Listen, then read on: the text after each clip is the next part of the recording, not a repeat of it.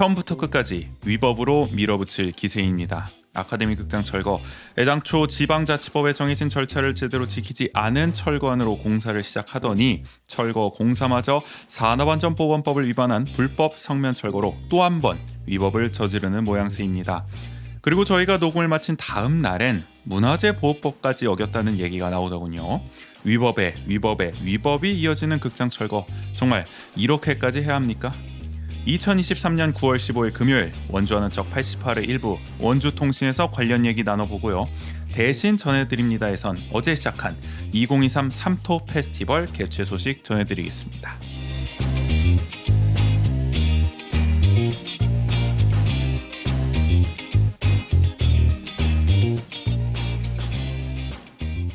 자, 세상을 바꾸는 관심 아는 척에서 시작합니다. 강원도와 원주를 이야기하는 풀뿌리 팟캐스트 원주하는 척. 안녕하세요, 조은재입니다. 오늘도 제 옆에 조우긴 선생님 나와 계십니다. 안녕하세요. 안녕하십니까. 네. 한 주 쉬고 돌아왔어요. 네. 그 사이 잘 지내셨습니까? 저야 뭐 네. 변함없이 육아하고 네. 뭐 오늘도 어김없이 그렇죠. 바쁜 네. 일정을 보내고 계시고, 저는 뭐 말씀드렸다시피 예비군 동원훈련 하늘 내린 인재로 2박 3일을 지난주 다녀왔는데 첫 예비군이셨잖아요. 그렇죠. 1년 차죠. 1년 차. 네. 아니 근데 인재가 생각보다 덥더라고요. 원주보다 더 더웠던 것 같아요. 여기 하늘과 좀 더 가까워서 그런 걸까요? 그러니까 약간 이미지가 뭔가 하늘 내린 이러고 좀 북쪽에 있으니까 네네. 좀 그래도 쌀쌀하지 않을까. 저는 그래서 좀 긴팔도 준비해가고 약간 이래야 되나. 네네. 근데 뭐 웬걸 오히려 더 더워가지고 네. 쉽지가 않았고 다행히 저는 보직이 좀 실내 이제 위주로 좀 가는 좀 공보 정원 쪽. 그것도 이게 때문에. 보직에 따라서 동원 훈련도 좀 차이가 있나요? 좀? 그렇죠. 주특기 이제 훈련을 받는 시간이 있기 때문에 그럴 때 보통 공보 정훈과들은 이제 실내에서 이제 뭐 사진 찍기도 하고 정훈 뭐 교육도 이제 하는 법을 뭐 하기도 하고 보도 자료 쓰는 거 뭐 이런 것도 하더라고요. 그리고 제가 전시의 보직이 영상 편집병이더라고요. 아니 왜 전쟁이 일어나고 있는데 그때도 저는 영상 편집하고 있어야 된다. 우리 뭐 저기 국방일보나 저 국방 TV나 이런 데랑 함께 협조를 해가지고 해야 되는 건지 모르겠지만 그래서 참 아이러니했다. 예비군 가서도 그래서 관련된 그런 좀 교육을 받고 왔고요. 그러고 보니까 저도 지난주에 민방위 훈련을 민방위? 그럼 몇 년 차신 거예요 지금? 민방위는 이제 2년 차죠. 2년 차. 네. 저 민방위가 2년 차면 총으로 하면은 몇 년이지? 그러니까 이게 그 편제는 그 40세였나 그때까지더라고요. 그때까지는 계속 뭐 민방위가 남아 있으면 계속 하는 거예요. 나이 남을 때까지. 근데 이제 훈련은 그것도 한 4년 차인가 6년 차까지만 받더라고요. 맞아요. 동원 같은 경우도 한 4년 차까지 하는 걸로 알고 있고. 하여간 재미없는 군대 얘기 좀 해봤고요. 그 사이 어쨌든 저희 한 주 쉰 사이에 또 많은 일들이 있었습니다. 특히 지금 또 초미의 관심사 어떻게 보면은 지금 정말 하루하루 급박하게 지금 돌아가고 있는 이슈죠. 아카데미 극장 철거 관련해서 그 사이에 또 가림막이 또 터져가지고 많은 분들이 참 그 이미지에 또 충격을 받고 계신 상황이에요. 이게 어렴풋하게 뭐 철거가 진짜 되는 거냐라고 이제 생각하시는 분도 있었고, 어쨌든 보존을 위해서 뭐 저희도 그렇고 이런 주장들을 계속 펼쳐온 상황이었는데 그렇게 또 가림막이 딱 쳐지니까 이게 시각적으로 뭔가 임박을 했구나. 또 위기감이 또 드는 게 사실인 것 같습니다. 하여간 뭐 잠시 후 원주통신에서 관련해서 또 시끄러운 일들이 많아서 그 얘기 또 해보고요. 88회 1부 본격적으로 시작해 보도록 하겠습니다.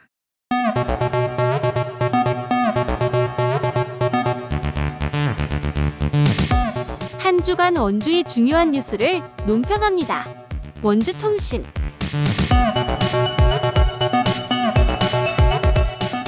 자, 첫 번째 얘기. 아카데미 극장 철거가 법적 절차를 제대로 지키지 않은 철거안을 바탕으로 좀 위법적으로 사실 진행 중인 상황 아니겠습니까? 그렇죠. 이런 가운데 철거 공사마저 불법적으로 진행 중인 사실이 확인돼서 상당히 또 충격을 주고 있다. 불법의 불법. 그러니까 계속 이어지고 있습니다. 거듭 불법인 상황인 거죠. 그야말로 철거 자체가 지금 총체적으로 이제 위법 투성인데요. 원주 MBC가 11일 보도한 내용을 보면은 8일 아카데미 극장 이제 철거 과정에서 1급 발암 물질이죠. 성면 슬레이트 이 지붕 쪽에 있잖아요. 요거를 이제 아무 보호 조치 없이 무단 해체했다고 합니다. 네네. 산업안전보건법이 있죠. 그렇죠. 이 법에서 정한 걸 보면은 이제 성면 이런 걸 이제 뭐 철거하거나 이럴 때는 사전 경고 표지, 또 개인 보호구 착용, 뭐 수분 처리, 뭐 이런 등등등 정한 게 있대요 법령에서. 이런 걸 거의 뭐 대부분 지키지 않았다. 그래서 이 고용노동청 감독관이 신고를 받고 출동까지 했어요 이날. 네네. 근데 이제 무단 해체된 사실을 확인하고 돌아갔는데 뭐 아마 구두 경고 정도만 하고 그냥 돌아간 것 같아요. 그러다 보니까 업체가 3시간 만에 다시 무단 해체 작업을 또 진행했다. 마치 약간 갔어? 뭐 한 3시간 좀 뜸 들이다가 말이에요. 네. 저 눈치 보다가 진짜 말씀하신 것처럼 진행한 꼴 아니겠습니까? 그리고 네. 이제 8일에도 했다고 말씀드렸는데 나중에 보니까 또 12일에도 2차 또 성면 해체 작업을 또 진행을 한 것 같아요. 근데 이때도 이런 것들이 제대로 지켜지지 않은 거죠? 그런 뭐 셈이라고 볼 수가 있는 거죠. 그러니까 보시면은 그 MBC 뉴스 보도를 보시면 알겠지만 그 해체하는 노동자들이 보호구가 전혀 없어요. 그냥 네. 일반 그냥 옷 입고 보통 우리가 성면 제거나 이런 거 할 때는 뭔가 이렇게 좀 몸도 많이 가리고 호흡기 쪽도 막 가리고 약간 이런 걸 해야 되잖아요. 그러니까 저도 이번에 그 어느 정도로 보호 장비를 착용해야 되는지 보다 보니까 거의 전신 방호복을 입는 수준이던데요. 생각보다. 우리 옛날에 저 코로나 그 네. 할 때 이제 방호복 입는 것처럼 의료진들이 그런 느낌. 1급 발암 물질이니까. 그러니까 상당히 또 위험한 물질이니까. 생각보다도 네. 더 엄청 꼼꼼히 그런 것들을 하고 진행을 해야 되네. 왜냐하면 이게 철거가 되는 거면은 그 분진이나 이런 게 확 노출이 되는 거잖아요. 그냥 가만히 있었던 상태면 모르는데 그냥 지붕에 그냥 있듯이 있는 상태면 모르겠는데 이거는 철거를 하면 당연히 그게 사방팔방 날릴 것이고 가루가 떨어지고 이러면서 미세 입자로 막 이렇게 되고 막 이러지 않겠습니까? 그쵸. 상식적으로 생각을 해봐도 네네. 저희가 그러니까 상당히 위험한 상황이었는데 그대로 그냥 공사가 진행된 꼴이 돼버렸습니다. 그래서 원주시 정부가 이제 해명하기로는 업체가 이제 가림막 설치 작업 중에 성면을 제거할 줄은 몰랐다. 어떻게 보면 좀 궁색한 네네. 말을 했어요. 해당 업체에 성면 지붕을 철거하라고 지시한 것도 아니고 그런 행동을 한 사실 자체를 몰랐다. 그래서 훼손된 성면 지붕 면적도 얼마 되지 않는다. 이렇게 밝혔는데 그러니까 이 논리예요. 한마디로 원래 성면을 정식으로 해체한 작업이 예정은 돼 있죠 나중에. 왜냐면 지붕에 이게 다 드넓게 있으니까. 근데 요거는 가림막을 설치하다 보면 이제 성면 지붕이 좀 튀어나와 있었을 거 아니에요. 그거를 이제 이 업체한테 성면 제거를 맡긴 건 아니었는데 이 가림막을 설치하다 아마 방해가 되니까 망치 같은 걸로 좀 튀어나온 거를 정리를 했나 봐요. 뉴스 보도에서 영상을 보면 좀 그런 느낌이더라고요.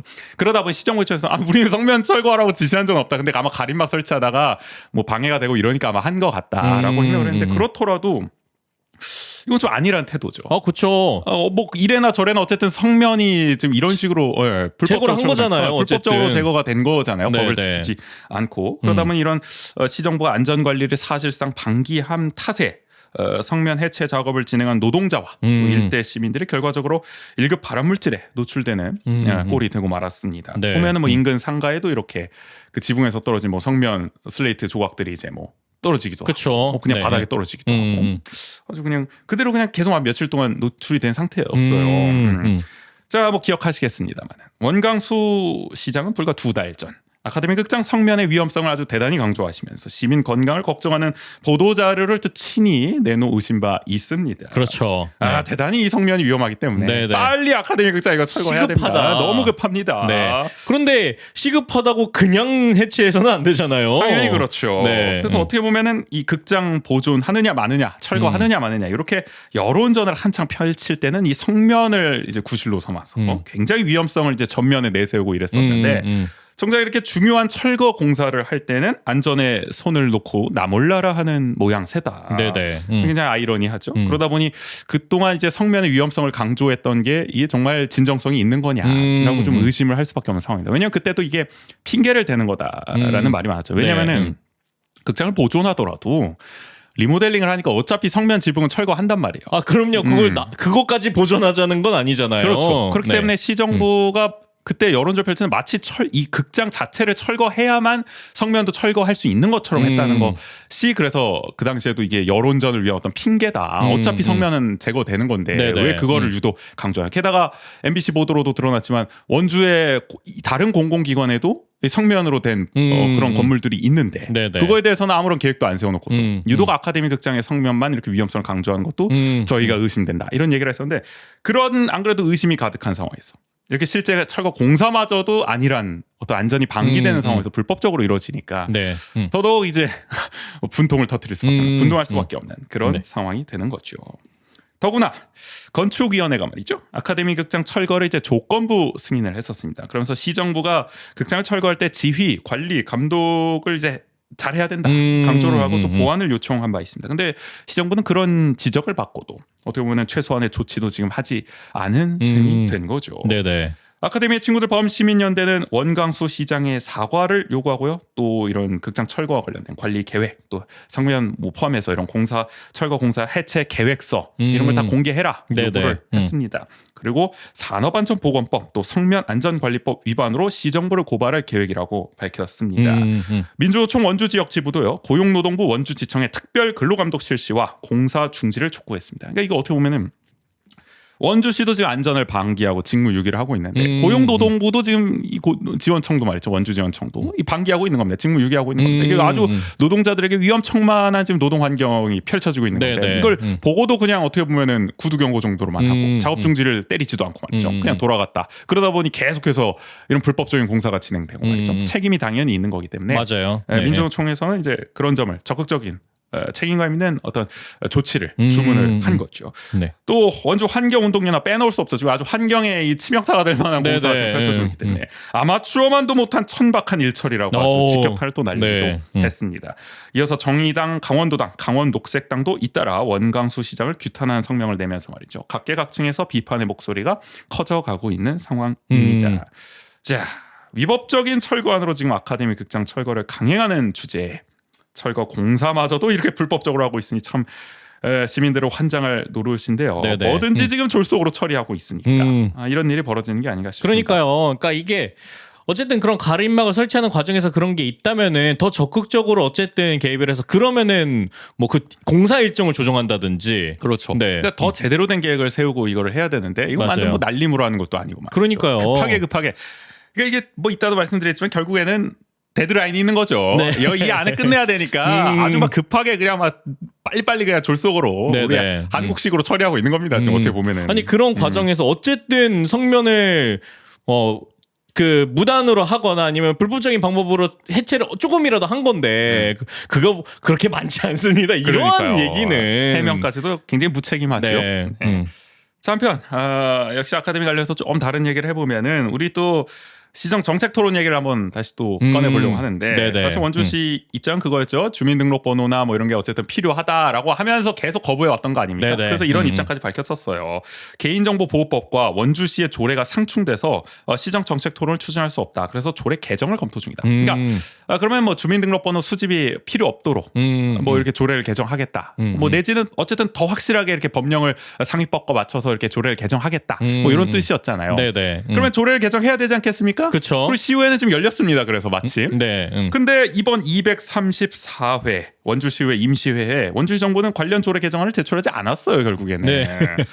그러다 보니 최미옥 더불어민주당 의원이 8일 행정복지위원회에서 이제 강지원 기획예산과장에게 관련 질의를 했습니다. 왜 개정안을 안 올립니까? 아주 급박한 상황인데. 네.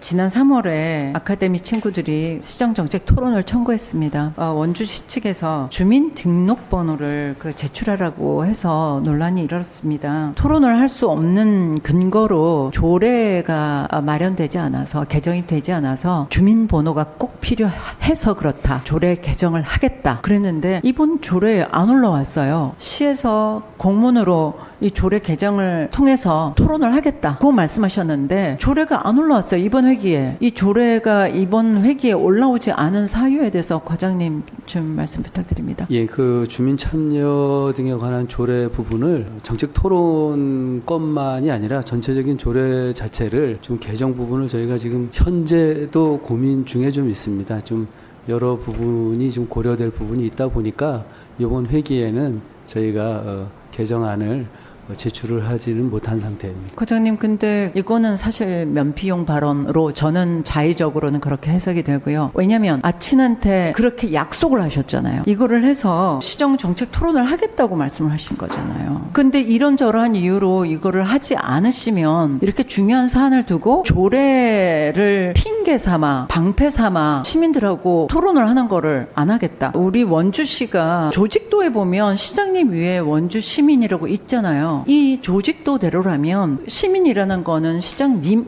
위에 계십니다. 그래서 우리가 원주 시민의 그 의사에 대해서 이렇게 정책 토론을 요청을 드리면 이거를 할 수 있게 적극 행정하는 게 공무원의 역할이라고 생각합니다. 이번 회기 끝나고 원포인트로 올리시던 이 사안에 대해서만이라도 개정을 해서 올려서 지금 그 가림막이 올라가기 전에 요게 지금 개정이 돼야 된다는 말씀을 드리고 싶은 거예요. 한마디로 좀 검토가 더 필요하다. 조례 그 포인트, 그 어떤 시정 정책 토론 부분만 고쳐야 될 건 아니고 다 고쳐야 된다 지금. 그러다 보니 검토 시간 오래 걸려서 바로 내진 못했다. 네네. 이런 취지의 답변을 한 거죠. 근데 이 사안의 사실 긴급성을 생각하면 말이죠. 이거야말로 원포인트 개정안이라도 지금 제출해야 되는 상황이 아닌가 네네. 싶습니다. 왜냐면은 어쨌든 뭐 아친연대도 그렇고 시민들이 지금 아주 찬반 갈등이 지금 원주시와 지금 갈등이 치열한 상황인데 정부와 그런 상황에서 어쨌든 빨리 토론을 열어서 결론을 내는 것이 모양새도 좋고 갈등도 봉합할 수 있고 여러 가지 그런 방안이잖아요. 지금 시정을 그렇게 가져갈 수 있는. 그 이거야말로 정말 긴급한 사안인 건데 아주 막 세워라 내워라 그냥 막 천천히 검토해 보겠습니다. 뭐 이런 태도란 말이에요. 맞아요. 그러니까 이해가 안 되고 그리고 그걸 검토하는 와중에 개정은 뭐 개정 한 번밖에 못 하니까 뭐 리미트 걸려 있습니까? 네. 뭐 평생 조례는 개정 뭐 2번밖에 못 하고 3번밖에 못 하고 이런 거 아니잖아요. 지금 회기 네. 때 그럼 시정 정책 토론 부분 딱 필요한 부분 하나 원포인트로 개정하고 네. 그 다음에 전체적으로 검토한 결과를 또 다음 회기 때 하면 되는 거잖아요. 맞아요. 얼마든지 네. 그렇게 할 수가 있는 건데 네네. 왜 이렇게 답을 하는지 저는 좀 의아합니다. 게다가 아카데미 극장 철거안 같은 경우에는 이 긴급하다. 하여간 이 긴급성이라는 걸 굉장히 자기들 멋대로 자의적으로 해석해가지고 졸속으로 잘만 끼워 넣어서 통과를 시켰는데 네. 이런 거는 또 아주 또 신중하게 검토하겠다. 그러니까요. 하고 있습니다. 똑같은 사안에 왜 긴급성이 달라지는지 아주 선별적 지금 네. 긴급성이다. 자기들 마음입니다. 그러니까 시간을 이렇게 끄는 게 정말 황당하다라는 생각이 들고요. 네네.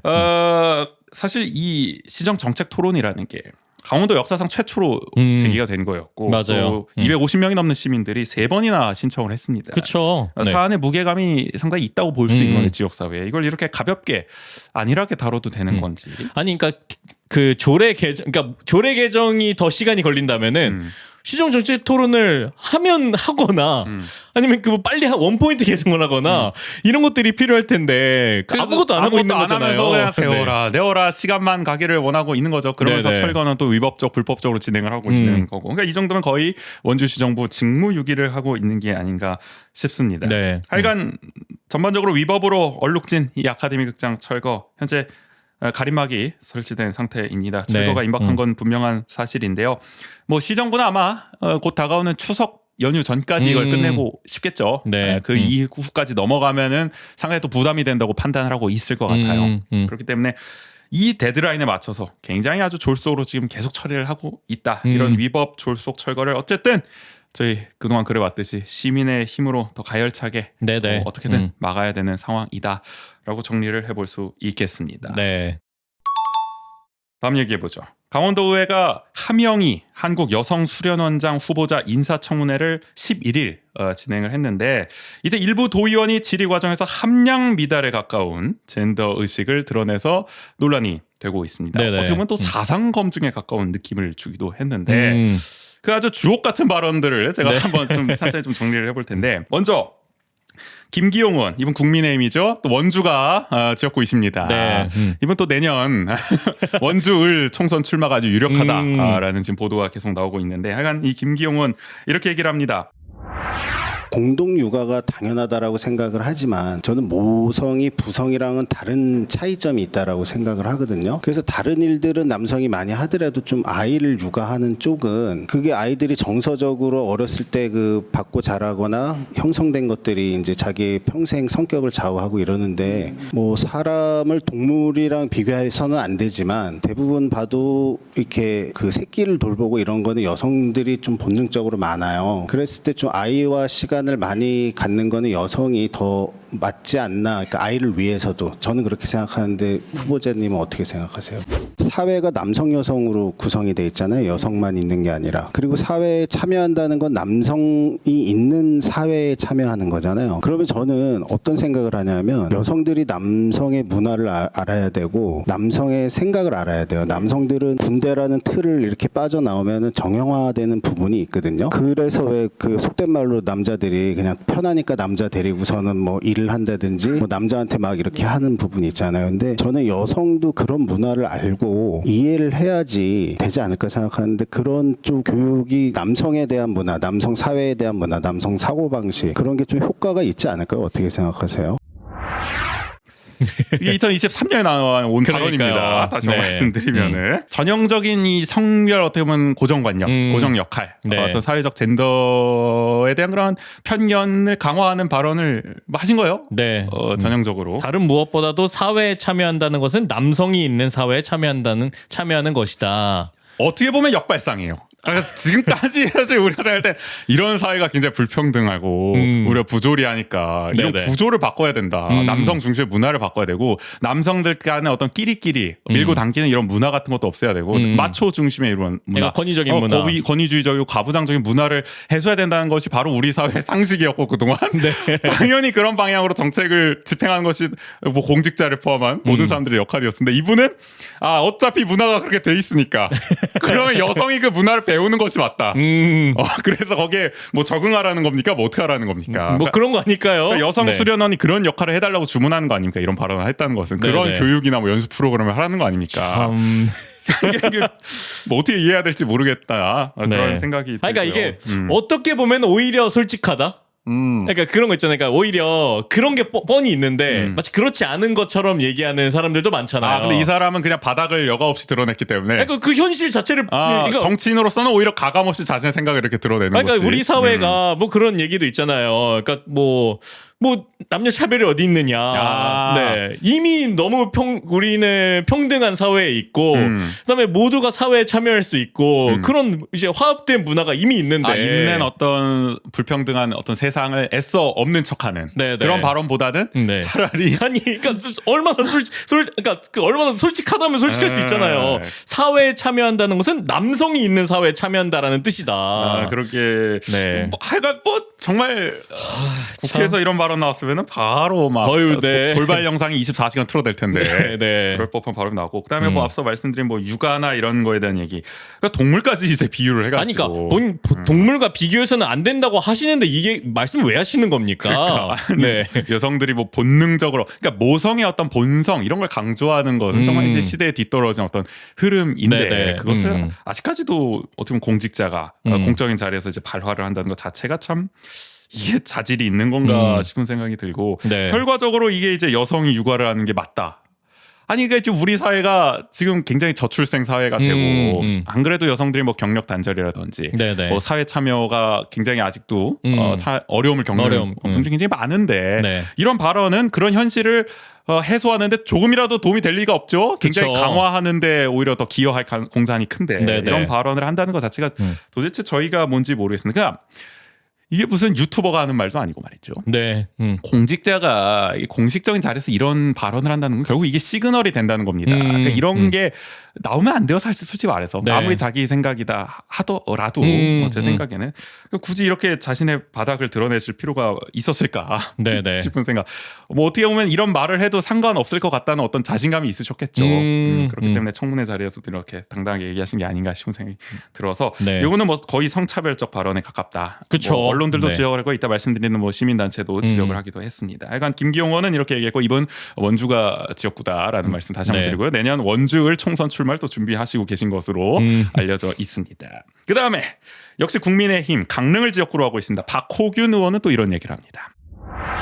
자, 보시면 우리 한국여성수련회 공식 SNS 관련돼 가지고 한국여성단체연합, 한국여성민우회 투쟁하는 암탉 후보자님이 추구하는 취지와 반하는 기관들이 여성수련원에서 팔로우하는 SNS 계정이거든요. 그 외에도 페미시네, 페미니즘을 강조하는 단체들입니다. 이런 부분들이 굉장히 많이 있어요. 여성단체연합 경우에는 성별 갈등을 조장하고 군가삼제 반대하고 그리고 산하기관의 민우회도 역시 마찬가지로 메칼로마들 등 남혐을 조장하는 단체들과 함께하는 하는 곳입니다. 한국여성수련원이 개인 계정도 아니고 공식 SNS 계정에 이런 성향의 단체들하고 팔로잉하는 것은 이건 아니라고 생각하거든요. 본 의원은 극단적 성향의 여성 단체가 거리를 두어야 되는 게 맞다라고 생각하는데 우리 후보자님의 생각은 어떠신지요? 근데 이거는 근데 상당히 전형적인 편 가르기죠. 여성 단체. 그쵸. 그러니까 우리가 통상적으로 양대 단체가 있다고 했을 때 우리 여성 단체 협의회가 있죠. 네. 그리고 여성 단체 연합이 있습니다. 우리 통상적으로 봤을 때 여성 단체 연합을 진보 쪽으로 좀 보고 여성 단체 협의회를 좀 보수적으로 보죠. 네. 그 뭐 탄생의 기원도 그렇고 활동의 맥락도 그렇고 뭐 여성 민우회는 말할 것도 없고요. 그쵸. 상당히 네. 진보적인 어쨌든 성향을 그동안 가져왔었고 그러다 보니 뭐 우리 또 보수 정당 쪽에 계시는 국민의힘 의원들은 원래 좀 싫어합니다. 그러니까 뭐 국회 의원들도 그렇고 뭐 지방 의원들도 그렇고 네. 여성 단체 연합, 여연이라든지 뭐 여성 민우회 다 싫어합니다. 그러다 보니 뭐 그런 태도가 융합없이 드러난 게 아닌가 싶고요. 그 과정에서 이제 발언들이 굉장히 강합니다. 뭐 성별 갈등을 조장했다든지. 군 가산점을 반대했다. 가산점제를 반대한 게 그 문제잖아요. 근데 그러니까요. 군 가산점제는 네. 그 보수적이었던 90년대의 헌법재판관 전원 일치로 이 위헌 판결이 나가지고 위헌 결정이 나가지고 없어진 건데 그럼 헌법재판소도 성별 갈등을 조장한다고 볼 수 있는 건지. 그러니까요. 좀 이해가 그러니까 안 이게 돼요. 이걸 반대하는 게 꼭 요 단체들만인 것처럼 얘기를 하는 거잖아요. 마치 그렇죠. 네. 아니, 군 가산점제 반대했다고 SNS 팔로우도 하지 말라니 참. 네. 그리고 사실상 민우회를 남혐을 조장하는 단체와 함께하는 사실상 남혐을 조장하는 단체와 한 세트로 묶어버렸죠. 네. 그렇게 낙인을 찍었습니다. 아니 그리고 심지어 이렇게 정말 그런 활동을 하는지 또 확인되지 않고 그렇죠. 네. 그러니까 뭐 아니 저 이번 주였어요? 지난 주였어요? 여성 영화제. 지난주에 보고 왔는데 네. 또 민우회가 주최하는 행사 아닙니까? 그렇죠. 네. 우리 원광수 시장님은 거기 축전도 보내신 걸로 제가 알고 있는데 그러면 남혐을 조장하는 단체 우리 시장님은 축전을 보내시고 네. 우리 축전 김기용 도의원은 참석까지 해서 생각해보니까 앞서 바로 했던 발언까지 하셨는데 참석하셔서 축사까지 네. 하셨는데 그럼 뭐야 이거 도대체 야. 어떻게 돌아가고 있는 건지 저는 참. 참 이해가 안 된다 생각하기가 좀 어렵습니다. 네네. 자, 그다음 발언은 하여간 또 이런 얘기도 해요. 아주 집요하게 또 추궁을 하시던데 집착을 하시더라고요.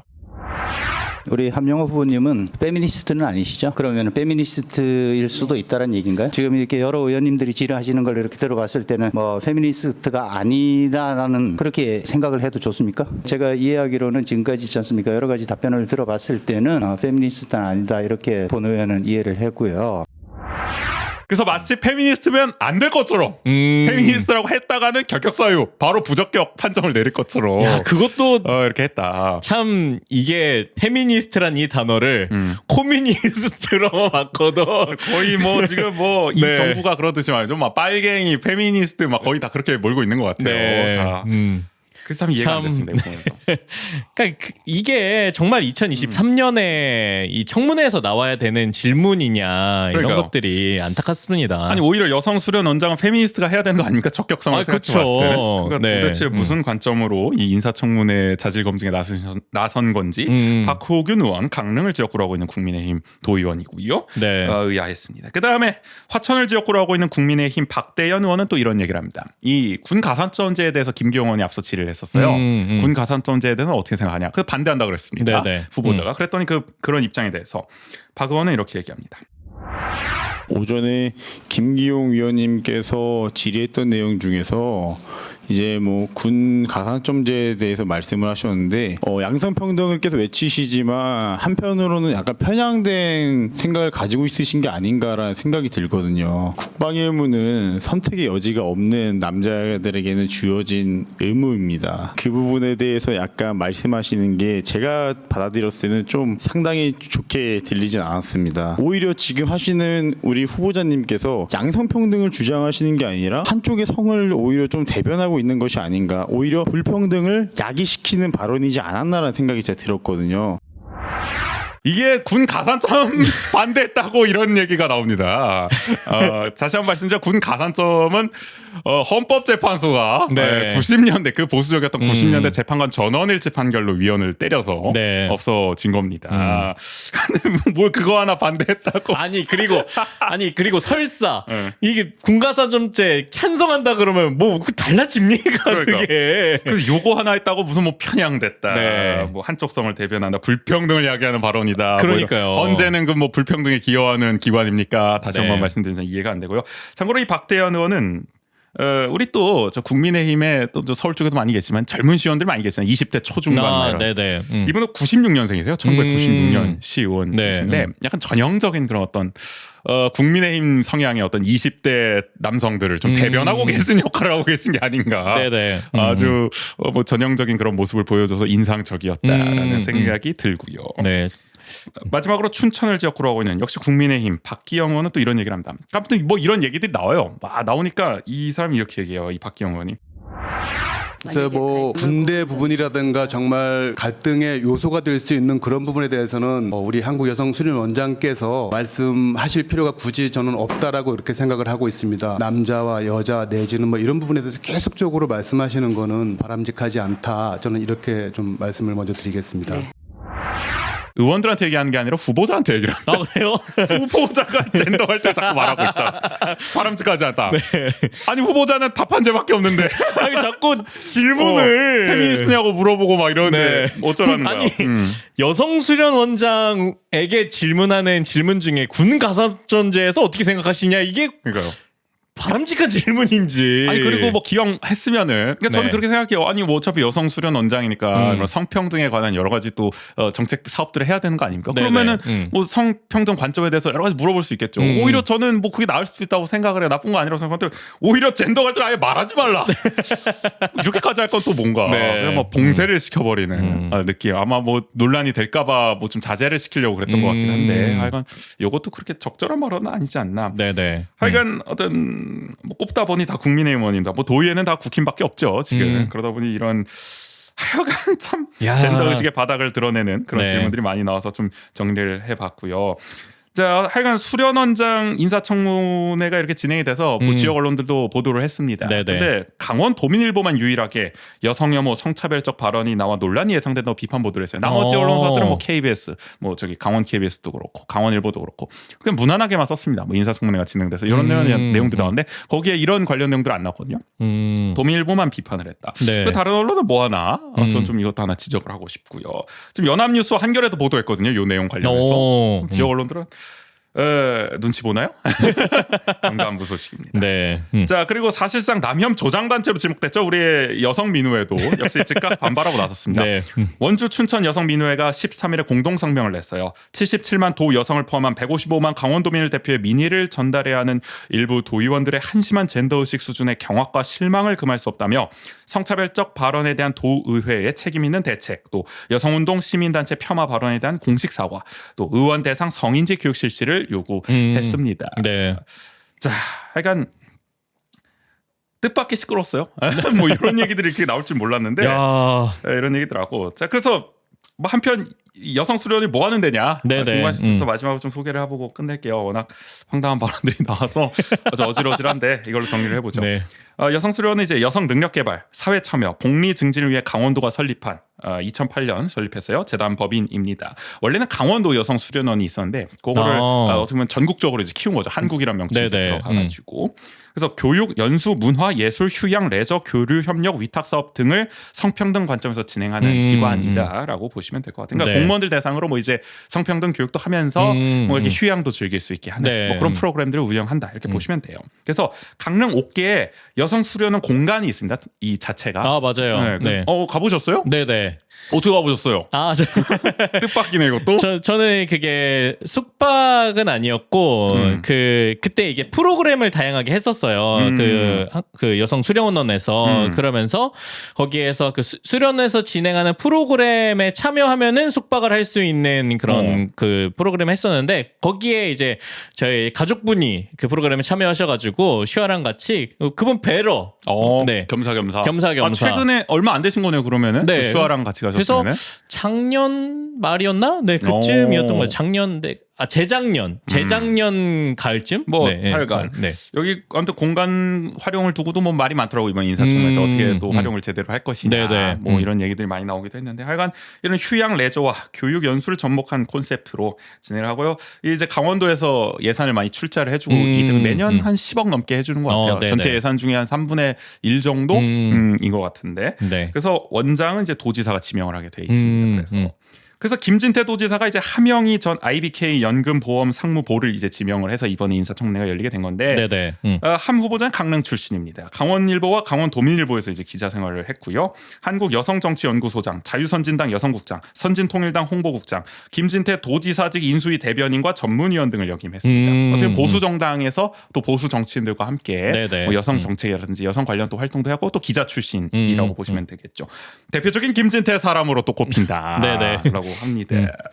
한 후보자는 양성평등 가치를 구현하는 젠더 플랫폼 기능을 강화하고 기업 공헌과 MOU 네트워크를 바탕으로 실적을 높이겠다는 뜻을 밝혔는데 전체적으로 인사청문회를 보니까 좀 구체적이지가 않고 비전이 너무 이제 좀 이런 재정 확보라든지 그러니까 구상의 어떤 현실성 이런 걸 좀 지적하는 목소리도 있더라고요. 왜냐하면 하여간 어렵대요. 한국 여성 수련도 인력도 그렇고 예산도 그렇고 자체적인 재원 마련 이런 방안들이 좀 녹록치가 않아서 그런 거에 대한 타개 방안이 그렇게까지 아주 명확하지는 않은 것 같다. 이런 지적들이 전체적으로 청문회에 나왔는데 그런 가운데서 이런 어떤 성차별적 발언 또 어떤 젠더 의식이 떨어지는 발언, 바닥을 드러내는 발언들도 함께 나와서 정리를 좀 해봤고요. 네. 이게 더 문제가 되는 거는 어쨌든 여기가 한국 여성 수련원이잖아요. 네네. 그럼 전국 대상으로 진행하는 거잖아요. 그렇죠. 근데 그게 물론 강원 여성 수련원이어도 문제겠지만 이렇다는 건 이런 한국 여성 수련원에 대해서 이 진행되는 청문회에서 이런 발언이 나왔다는 건 더 문제가 되지 않을까. 아니 뭐 네. 이번 정부와 코드가 좀 맞는 거 아닙니까? 또 코드가 맞나요? 한국이 여기서도? 들어간 걸 보면은 네. 한국 어떤 중앙 정부의 코드와도 그렇게 다르진 않은 것 같다. 이런 네. 발언들이. 하여간 도의회 인사청문특별위원회는요 14일에 한 후보자에 대한 적격 부적격 의견을 담은 경과 보고서를 채택할 예정인데 아마 이 방송이 금요일에 나갈 때는 이미 채택이 됐겠죠. 그래서 아마 뭐 임명이 되지 않을까 싶습니다. 다음 얘기해 볼게요. 이병철 국장이 해냈습니다. 니값 하셨습니까? 했습니다. 네. 15년 넘게 지지부진하던 불온 일반 산업단지 조성 사업 26일에 마침내 첫 삽을 뜬다고 합니다. 원광수 시장이 13일 현안 브리핑에서 관련 내용을 발표했는데요. 자금 확보가 가능한 현대 엔지니어링이 주관 시공사로 참여한다. 지난번 전에 드렸는데 이게 결정적으로 작용을 해서 역시 일이 좀 잘 풀렸어요. 대기업의 힘. 대기업의 힘. 돈이 좀 있다. 네. 투자 약속을 확실히 받은 것 같습니다. 현재 이 불온 산단, 일반 산단 산업 용지 면적 중에 67%는 가계약이 됐어요. 그러니까 하더라도 어쨌든 좀 찰 수는 있는 상황이에요. 완전히 미분양, 물론 이게 가계약이기 때문에 네네. 실제 오기까지는 또 시간이 걸리긴 하겠지만 입주 의향 기업이 그래도 한 18개 정도 된다고 하니까 당장 착공이 돼서 완공이 된다면 그래도 좀 바로 가동이 또 되지 않을까 싶은 생각이 듭니다. 불온 일반 산단 좀 정리를 간단하게 해드리면 민간 자본 1,600억 원이 투입된 대형 사업입니다. 불온면 노림린 일원 60만 9천 제곱미터 약 18만 평의 부지에 조성을 하는 거죠. 완공 목표 2025년 내후년입니다. 2008년에 이게 산단이 지정됐으니까 15년 만에 조성이 되는 셈이다. 네. 보시면 될 것 같아요. 15년이 이렇게 빨리 흘렀나요? 그래요. 베이징 올림픽 때. 네. 세월이 무상합니다. 아직도 생생한데 말이죠. 네. 자, 근데 이게 또 하나 과제가 있죠. 불온 IC. 이게 건립이 돼야 IC가 없으면 그렇죠. 불온 산단님 뭐 활용이 잘 될 리가 없습니다. 한참 와야 돼요. 그러니까요. 기업들이 올 리가 없습니다. 그러니까 이것도 건립을 해야 되는데 시정부는 뭐 적극적으로 나선다고 하는데 관건은 역시 재원 마련이죠. 건립비가 한 400억 정도 들 텐데 이거를 결국 강원도 정부와 분담을 어떻게 하느냐. 뭐 5대5로 하든 누가 5야 뭐 이럴 것 같긴 한데 자, 뭐 비율을 두고도 또 한번 줄다리기가 이어지지 않을까 싶습니다. 근데 뭐 우리 원광수 시장님은 또 김진태 도지사님과 아주 또 친한 사이 아니겠습니까? 워낙 또 막역한 사이이기 때문에 뭐 잘 풀리지 않을까요? 네, 뭐 기대를 해보겠습니다. 친할 때 이런 걸로 잘 해결해야 보람이 있지. 친한 보람이 있지. 진목 좀 잘 다져주시면 좋을 것 같고 하여간 불온 산단 저희도 참 많이 얘기 나눴습니다. 이제야 좀 실질적으로 뭔가 좀 되는 건가 싶어서 기대도 되고요. 어쨌든 불온 일반 산단이 풀려야 다른 산단 조성도 수월하게 이루어지지 않겠습니까? 그러다 또 끝날 때까지 끝난 게 아니기 때문에 막 정말 삽을 뜨고 2025년까지 딱 완공 테이프 끊을 때까지 잘 좀 순탄하게 진행되길 바랄 뿐입니다. 다음 얘기. 괴담을 소재로 한 영화 치악산 개봉을 앞두고 지역 이미지 훼손을 우려한 원주시 정부와 지역 사회단체가 영화 제작사 또 배급사를 상대로 상영 금지 등 가처분을 이제 신청한 바 있죠. 그런데 서울중앙지법 민사합의 50부 수석 부장판사 박범석 이 재판부는 12일에 가처분 신청을 기각했습니다. 한마디로 표현의 자유가 더 중요하다 이렇게 본 거죠. 일단은 기본적으로 원주시가 소송을 했습니다. 원주시 정부가. 근데 영화는 원주시를 소재로 한 건 아니에요. 엄밀히 따지면. 원주시에 있는 치악산을 소재로 한 거지. 그쵸. 그럼 치악산이 소송을 했어야지. 근데 치악산은 소송을 못 하잖아. 그렇지. 뭐 네. 기분은 좀 나쁠 수 있을지 몰라도. 하여간 원주시를 소재로 한 게 아니기 때문에 채권자, 즉 원주시의 어떤 명예를 훼손했다고 보기 어렵다. 이렇게 일단 재판부는 봤고요. 법적으로 이게 성립이 안 된다고 본 거죠. 명예훼손에 대해서. 또 그러니까 우리가 그냥 인식적으로는 어쨌든 치악산이 원주에 있기 때문에 원주시의 명예를 훼손했다 이렇게 생각을 하는 거잖아요. 아 그렇죠. 네. 그 뭐 맨날 저 아카데미 극장 위험하다, 뭐 가치 없다 이러지만은 아카데미 극장의 명예를 맨날 훼손하고 있지만 좀 그렇다고 그걸 뭐 명예훼손을 걸고 이럴 순 없다라는 느낌인 것 같은데요. 자 그리고 명백히 허구를 담은 공포 영화에 불과하다는 거죠. 뭐 그렇다 보니 치악산이 등장한다는 사정만으로 산의 명성이 훼손되거나 대중이 부정적 인상을 갖게 된다고 예측하긴 어렵다. 그러니까. 시 정부도 그렇고 뭐 시민들이 대단히 우려하고 있지만 내가 볼 때 그 정도 아닌 것 같은데 판사가 봤을 땐 그렇게 판단을 했다 볼 수 있는 거죠. 법원 결정에 따라서 영화 치악산은 결국 13일에 예정대로 개봉을 했습니다. 자 원주 정부는 강하게 반발해 왔었죠. 이런 입장을 밝혔습니다. 법원 결정에 치악산 괴담 영화가 허구라는 것을 알렸다는데 큰 의미가 있다. 면서 지역 이미지 훼손이 없도록 치악산의 아름다움과 안전에 대한 홍보를 강화할 뜻을 밝혔습니다. 아니 글쎄요. 모두가 처음부터 치악산 괴담 영화가 허구인 그러니까 허구라는 걸 알렸고 게다가 오히려 이 괴담이 몰랐을 거야. 내가 볼 때 시가 대응을 안 했으면. 왜냐면 이 영화 그냥 묻힐 영화였거든. 누가 보더라도. 이게 뭐 대형 배급사로 해가지고 전국에 막 이렇게 모든 상영관에 다 풀리는 것도 아니고. 근데 원주 정부가 이거를 막 소송하겠다, 막 상영 금지하겠다, 이러니까 아니 그러니까 다 알게 됐어. 포털 메인에 계속 떴다니까요. 그러니까. 뭐 연예 뉴스 보통 해가지고 막 레카들 막 다 와가지고 막 이거 퍼다 날르고 막 이랬잖아요. 맞아요. 그리고 심지어 제가 되게 인상적이었던 게 보통 이렇게 그 시사회를 하거나 이럴 때 그 뒤에 이렇게 포스터가 있는데. 그 포스터 밑에 이 영화는 허구입니다 이게 있는 거예요. 거기에도 그러니까 픽션 면책 글렀군요. 보통 그런 시사회나 이런데 그 뒤에 배경에는 그렇게까지 안 넣잖아요. 아무리 그렇더라도 그러니까 누가 봐도 의식해서 넣은 거고. 그러니까 그게 너무 웃기더라고요. 그러니까 과연 이런 것들이 허구라는 걸 알리는 게 의의라고 할 수 있느냐. 오히려 치악산 괴담만 더 홍보해주고 저희 지적했다시피 영화의 노이즈 마케팅만 더 도운 꼴이 아닌가. 저는 그렇게 생각이 되거든요. 그러니까 그 대응 과정에 그러니까 이제 뭐 치악산의 아름다움과 안전에 대한 홍보를 강화하겠다 그랬는데 뭐 더 홍보할 게 있나요? 그러니까 아니면 처음부터 저희가 아니 어차피 괴담인데 뭘 더 홍보해? 그러니까 실제 있었던 일이면은 이제 치악산은 안전합니다. 다 옛날 얘기입니다. 뭐 이렇게 저 어차피 없었던 일인데 뭘 더 안전하고 그런 걸 홍보한다는 건지.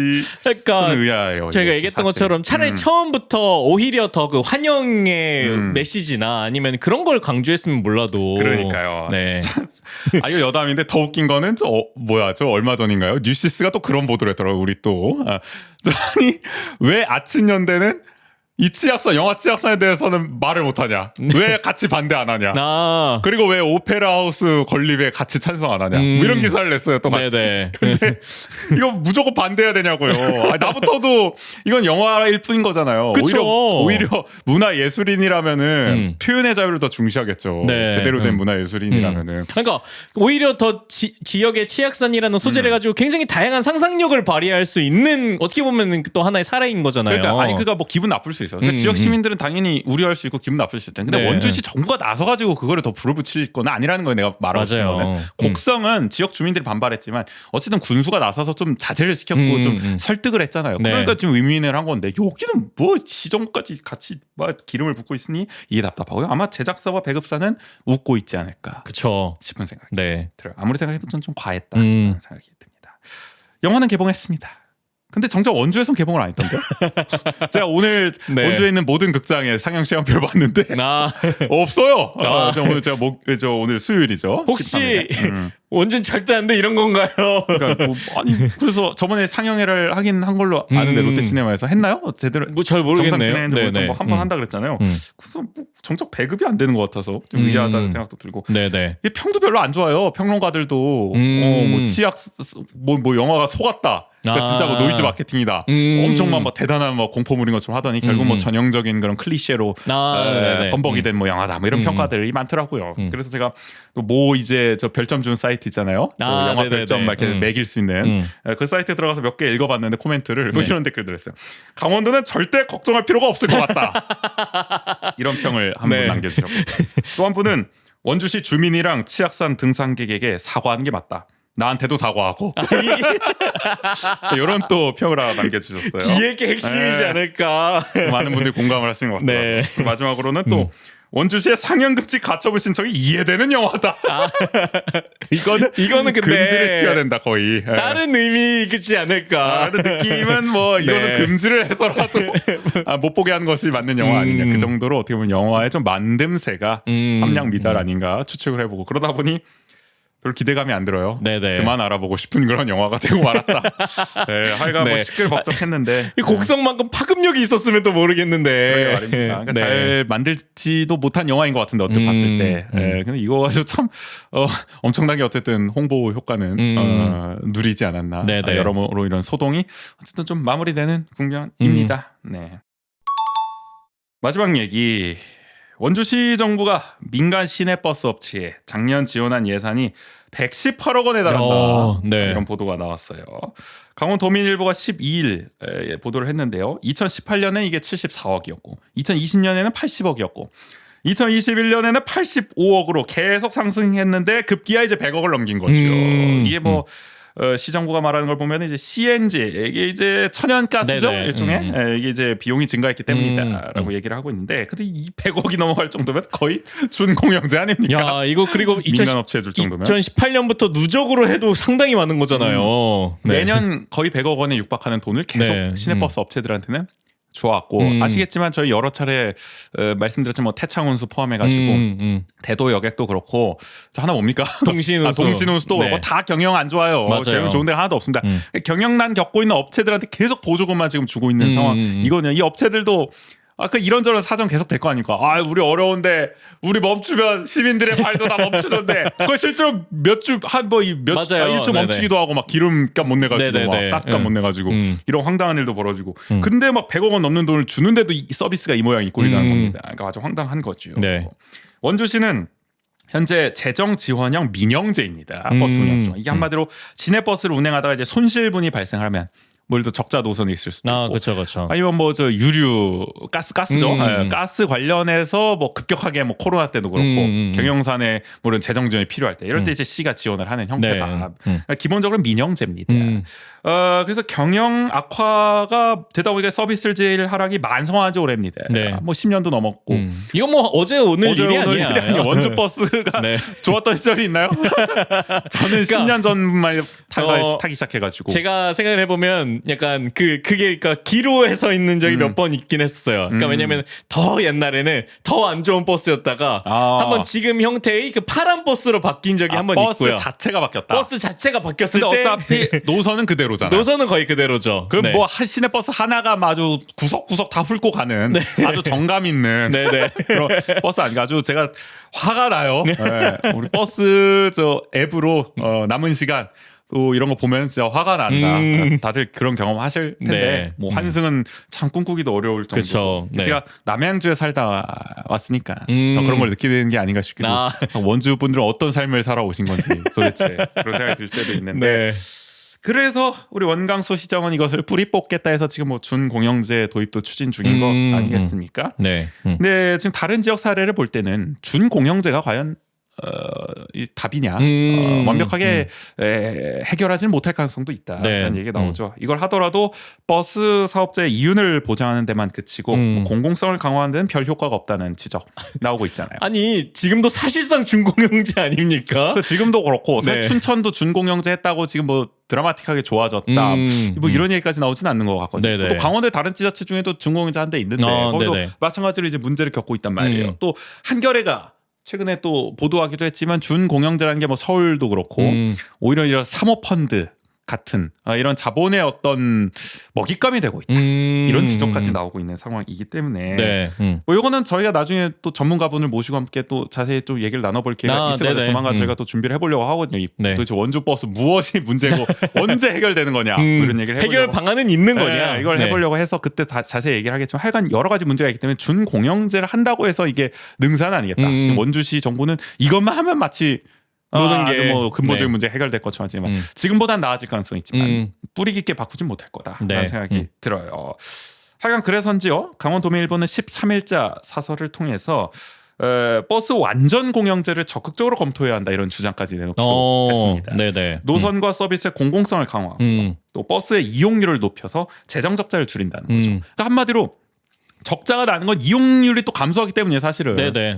승객이 없으니까 없는데 운행은 계속 해야 되는 거잖아요. 그러니까 이게 이용률을 결국에는 높이는 정책이 필요한데 아시다시피 원주 버스라는 것은 아주 극과 극 아니겠습니까? 아주 젊은 사람이 이용하거나 아주 또 나이가 많은 어르신들이 이용하거나 네네. 저 같은 20, 30대는 별로 없어요. 맞아요. 또 보면은 네. 이용하시는 제가 분이. 뭐 몇 번 이제 슈아를 데리고 버스를 탄 적이 있는데 근데 그럴 때마다 약간 뭐 여기서 보면 안 되는 그 약간 낯설다. 모습을 본 것처럼 다들 약간 좀 반응을 해주세요. 이질적인 느낌을 네. 준다는 거죠. 아이와 함께 탄다는 거. 특히. 아빠가 특히 또 그렇죠. 아빠가 아이와 함께 버스를 탄다고 약간 그러니까 이런 수도권에 서울에서는 흔한 풍경일 수도 네네. 있는데 이거 어떤 비수도권 특히 원주에서는 굉장히 또 낯선 풍경 중 하나가 된다. 네네. 이색적인 풍경이 되는 현실이다. 하여간 기본적으로 저와 같은 20, 30대 내지는 또 40, 50대도 자가용만 이용할 것이 아니라 내가 차를 뽑고 내가 운전하겠다 이게 아니라 버스를 통해서도 얼마든지 내가 돌아다닐 수 있다. 맞아요. 이런 네. 인상을 주고 그런 이용률을 높이는 정책이 필요하다. 그것이 공영제가 될 수가 있다라는 거고요. 또 이렇게 하다 보면 결국 궁극적으로는 대중교통이 활성화되기 때문에 우리 원주시가 또 2040을 목표로 내걸고 있는 탄소 중립 이룩하는 데도 또 도움이 될 것이다. 네. 그러면은 공영제가 맞는 길이 아닌가 싶기도 하거든요. 이런 게 되려면 결국에는 우리 원광 시장님도 솔직히 버스 이용 안 하시잖아요. 그렇죠. 뭐 혁기 버스 개통식 할 때는 한번 타보시는 거지. 네. 뭐 시의원들도 탑니까 버스 제대로? 내가 버스 타는 거 본 거는 저 의외라고 싶었던 거는 저번에 아카데미 앞에서 저거 시위하고 있는데 말이죠. 네네. 저거 하고 있는데 MBC의 권기만 기자가 버스 타고 출근하는 거 보긴 했어요. 네. 정말 의외다 싶었어요. 버스 타고 출근하는 기자라니. 그러니까 이 버스에 대한 어떤 정확한 보도가 또 나올 수 있지 않겠습니까? 네. 원주 MBC에서. 그러니까 버스 타는 기자가 버스에 대한 보도를 해야 정확한 보도가 나오듯이 버스를 타는 공직자가 버스에 대한 정책을 해야 제대로 된 정책이 나올 수가 네. 있다라는 저는 생각이 들고요. 안 그래도 원주의 버스 노선 정책 탁상 공론이라는 얘기 많이 나오는데 좀 제대로 좀 이 대중교통을 아는 사람이 실질적으로 이제 삶에서 피부로 겪는 사람이 좀 이런 정책을 펴줬으면 좋겠다는 그러니까 생각이 들어요. 얘기로는 그렇게 하죠. 우리는 그렇기 때문에 뭐 이런 연구 영역을 하는 과정 속에서 시민들의 의견을 수렴한다라고 얘기하지만 그 연구 영역을 하는 사람은 버스를 타냐고요. 그렇죠.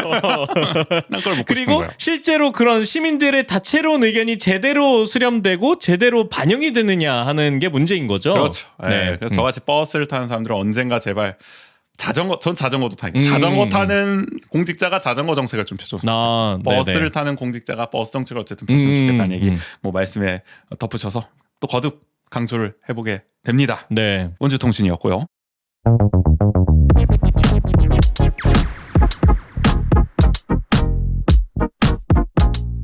함께 알면 더 좋은 원주의 생활 정보 대신 전해드립니다.